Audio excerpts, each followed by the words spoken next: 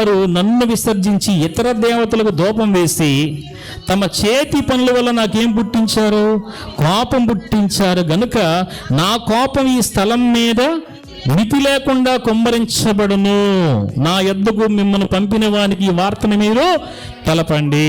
రాజుగారు పంపిస్తే రాజుగారికి ఈ వార్త తెలియచేయండి అయ్యా, అతి త్వరలో ఈ ప్రాంతం మీదకి నేనేం రప్పించబోతున్నానంటే ఈ గ్రంథంలో రాయబడి ఉన్న శాపాలన్నిటినీ ఈ పట్టణం మీదకి ఏం చేయబోతున్నాను, ఈ రాజ్యం మీదకి ఏం చేయబోతున్నాను? రప్పించబోతున్నాను. చూడండి, దేవుని వాక్యం ఎందుకు చదవాలంటే రాబోయే శాపం ఏదైనా ఉంటే అది తప్పించుకోవాలంటే మనం ఏం చదవాలండి? వాక్యం చదవాలి. రాబోయే కీడు ఏదైనా ఉంటే మన మీదకి, మన కుటుంబాల మీదకి అది అర్థం కావాలంటే మనం ఏం చదవాలి?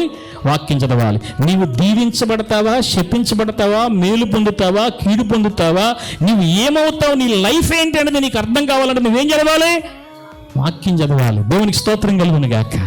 చూడండి, రాజ్యం యొక్క భవిష్యత్తు ఏం కాబోతుందో ధర్మశాస్త్ర గ్రంథాన్ని చదివితేనే అర్థమైంది. ఈరోజు నీ కుటుంబ భవిష్యత్తు ఏమవుతుందో, నీ బిడ్డల భవిష్యత్తు ఏమవుతుందో, నీ ఆత్మీయ స్థితి ఏమవుతుందో, నీ ఉద్యోగం ఏమవుతుందో, నీ వ్యాపారం ఏమవుతుందో, నీ వ్యక్తిగత జీవితం ఏమవుతుందో నీకు తెలియాలంటే నువ్వేం చదవాలి?